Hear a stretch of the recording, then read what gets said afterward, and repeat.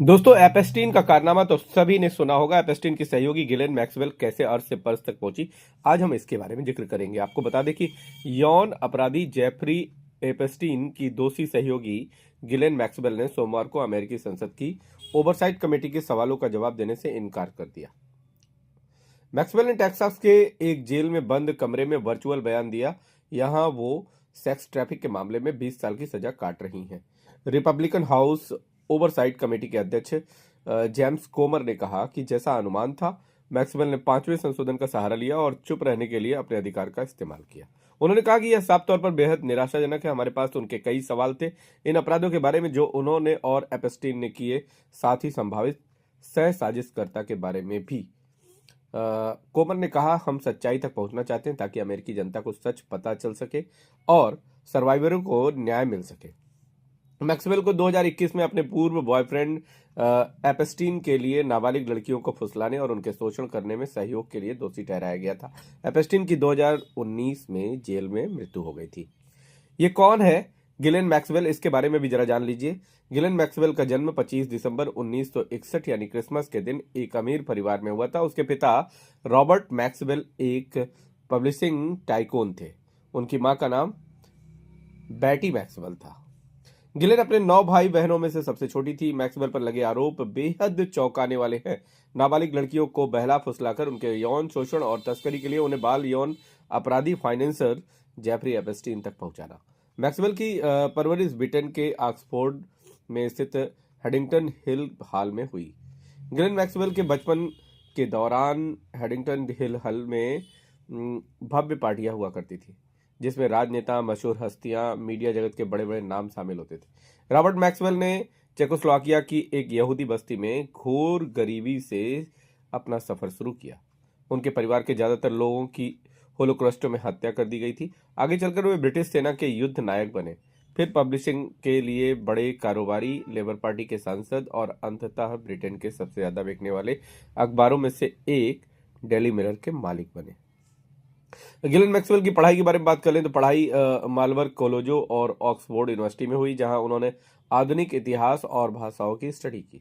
Graduation के बाद Maxwell के पिता ने उन्हें अपने स्वामित्व और अध्यक्षता वाले फुटबॉल क्लब ऑक्सफोर्ड यूनाइटेड में डायरेक्टर बना दिया। साथ ही कॉर्पोरेट गिफ्ट सप्लाई करने वाली उनकी अपनी कंपनी भी शुरू करवाई। जनवरी 1991 में उनके पिता ने न्यूयॉर्क डेली न्यूज अखबार का अधिग्रहण कर लिया और गिलेन को अपने प्रतिनिधि के रूप में उसके मुख्यालय भेजा। यहीं से उन्होंने मैनहट्टन के सोशल सर्किल में एंट्री ले ली।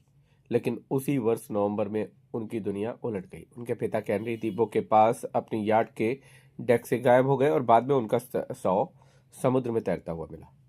गिलेन मैक्सवेल अपने पिता की मौत से पूरी तरह टूट चुकी थी।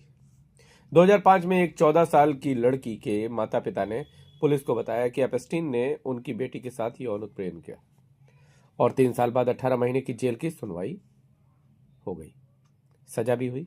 रिहा होने के बाद उसके खिलाफ आरोपों की बाढ़ आ गई।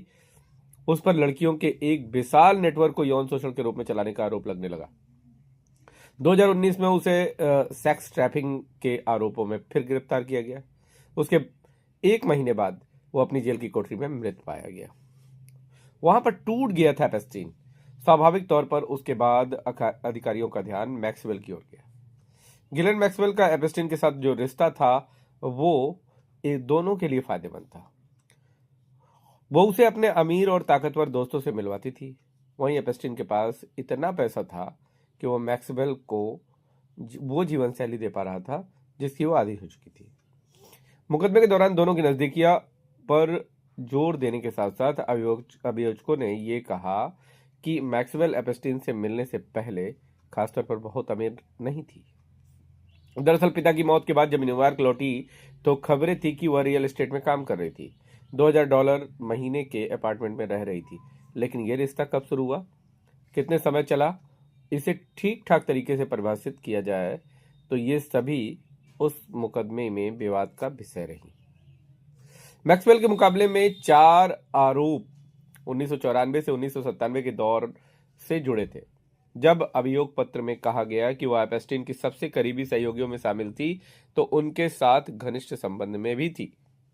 2000 के दशक तक मैक्सवेल के नाम एक और कारोबारी टेड वेट के साथ जुड़ा गया, लेकिन फिर भी वो एपेस्टीन के लिए ही काम करती रही। 2003 में एपेस्टीन ने मैक्सवेल को अपनी सबसे अच्छी दोस्त बताया। दरअसल अभियोजकों ने मैक्सवेल और एपेस्टीन की जिन निजी तस्वीरों को जारी किया, उससे भी संकेत मिलता है कि दोनों करीबी बने रहे। अदालती दस्तावेज के में पाम स्थित एपेस्टीन की हवेली के पूर्व कर्मचारियों ने उन्हें घर की प्रबंधक बताया, जो स्टाफ की निगरानी करती थी, वित्तीय मामलों को देखती थी, सोशल कोऑर्डिनेटर की भूमिका निभाती थी। अभियोजन पक्ष ने उनकी नजदीकी और उनके शोषण के पैटर्न में एक अहम कारक बताया। उन पर आरोप लगा कि गिलेन मैक्सवेल एपेस्टीन के लिए पीड़ितों की तलाश करती थी और उन्हें फंसाती तैयार करती थी। दिसंबर 2021 में जूरी ने उन्हें 6 से 5 आरोपों में दोषी ठहराया, जिनमें सबसे गंभीर आरोप एक नाबालिग की सेक्स ट्रैफिकिंग भी शामिल थी। उन्हें जुलाई 2020 में अमेरिका के न्यू हैम्पशायर राज्य में स्थित उनकी हवेली से गिरफ्तार किया गया।